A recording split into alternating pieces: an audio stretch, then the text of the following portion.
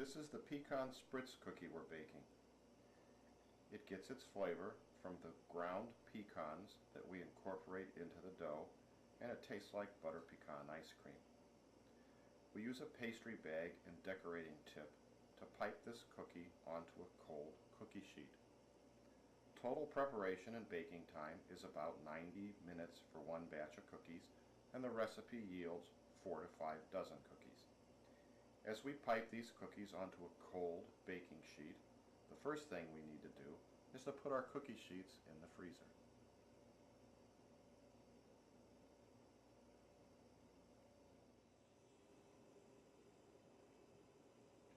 Our cookie sheets are in the freezer, getting nice and cold, so when we're ready to pipe these onto the sheets, they'll be set. And we've got 1 cup of pecan halves that we're going to put in the chopper here and grind them into a fine meal.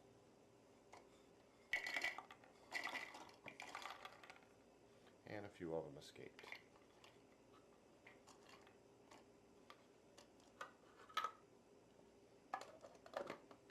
And we just pulse this chopper and we grind them as fine as we can. We're going to grind them into a meal, but we want to make sure that we stop short of a paste. We want the pieces very fine so they'll slip through the prongs in the decorating tip, but if you grind them all the way down to a paste, then you're not going to get the same effect in the cookie.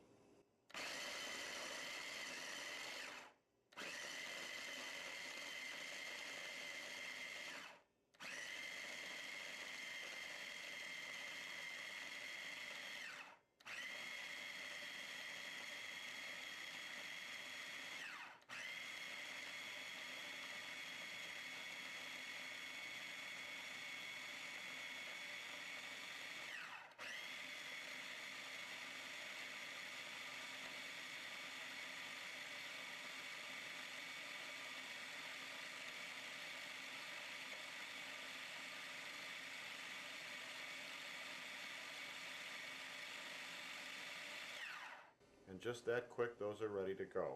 That's as fine as they're going to chop in here. They won't process anymore. So let's put them on a dish and take a look at them.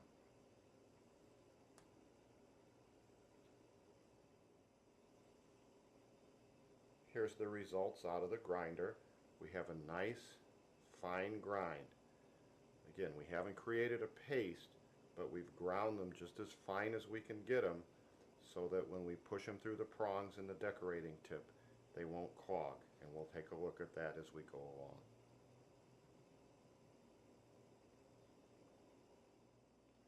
Our nuts are ground, we've assembled our ingredients, and now we're ready to mix up some dough.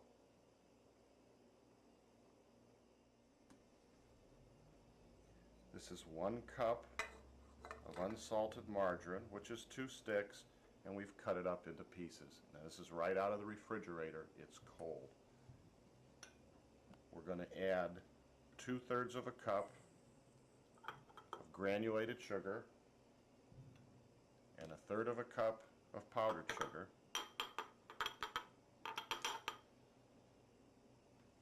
And we're going to cream all that together.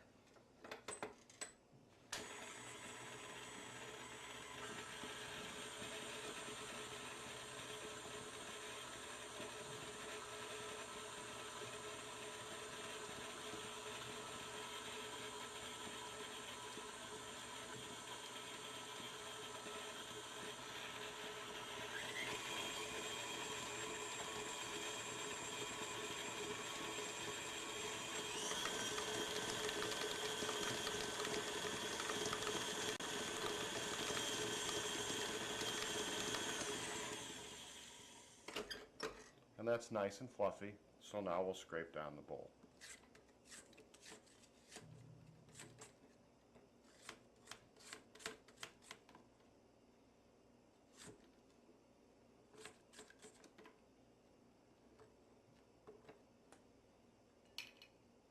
Next, we're going to add 1 large egg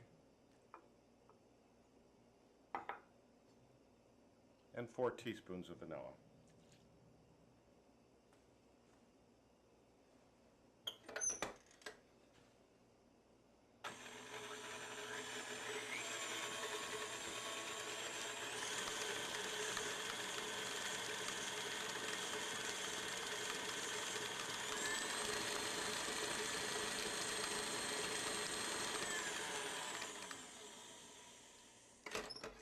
and then we scrape down the bowl.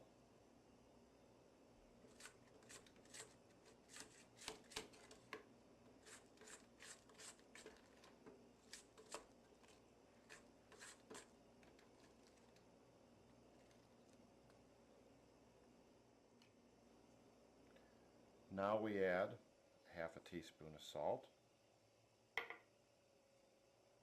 This is 2 1/4 cups of flour. And lastly, our ground pecans.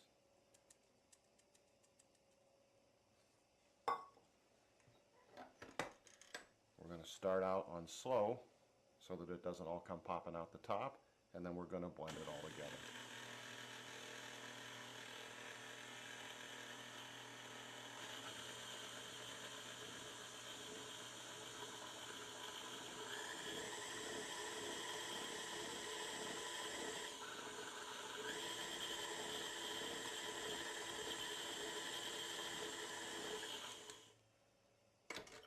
And that's it. We have a nice creamy dough. You can see the little flecks of pecan in it. And now we're ready to put this in a pastry bag and pipe it onto our cookie sheet.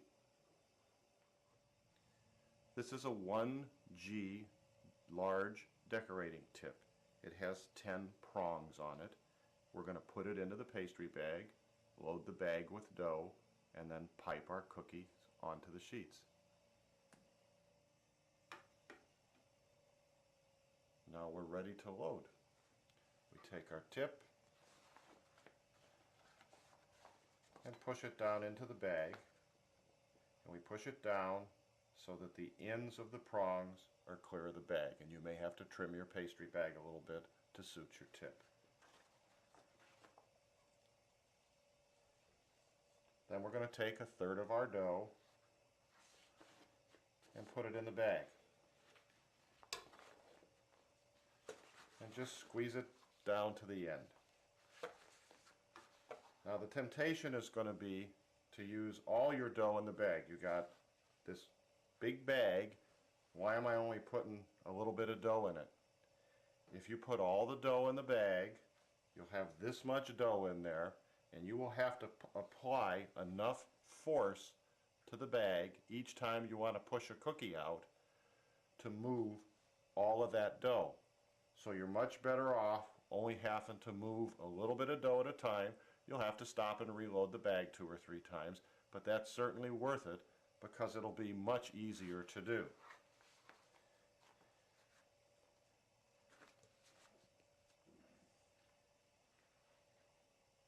And now we're ready to pipe onto the sheet.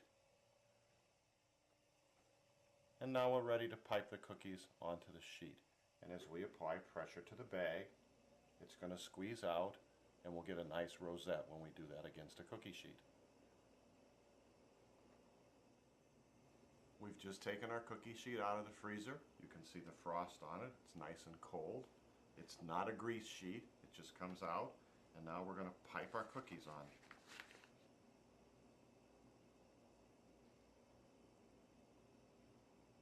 We just apply a nice consistent pressure to the bag, and out they come. These are about 1.5 inch rosettes, and we want to space them pretty well on a sheet. We're going to put 16 on the sheet.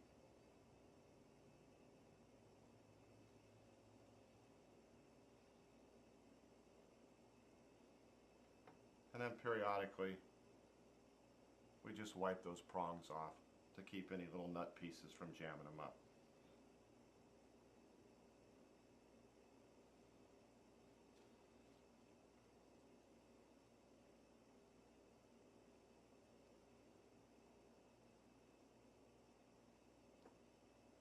And that one's not filled all the way, so there's a little nut piece in there. We'll just wipe it out and do it again.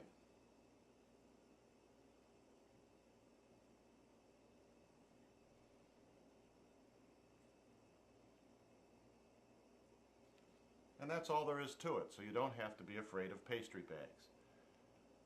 Before we bake them, the last step is to take a milk chocolate chip and just push it down in the middle as a nice garnish for the cookie. And that chip will hold its shape while the cookie bakes, and it'll give it a nice little added flavor when you eat it. So I'm going to finish filling this sheet and then we'll bake our cookies.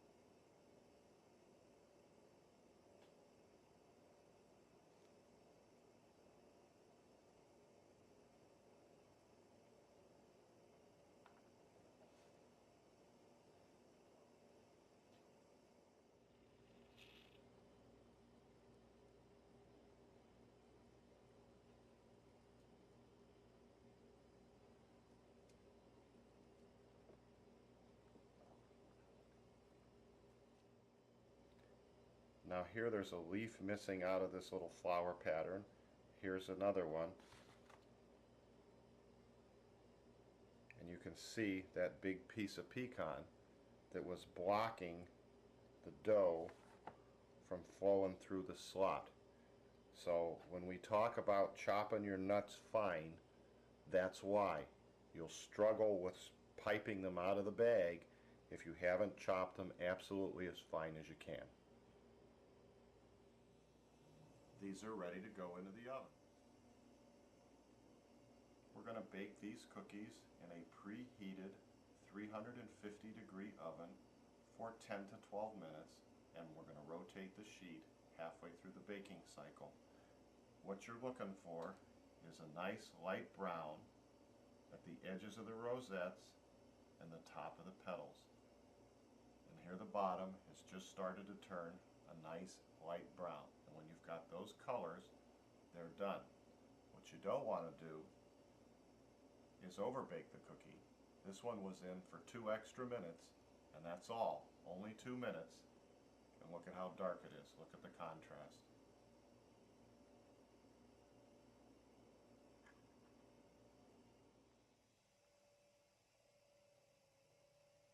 And here's a completed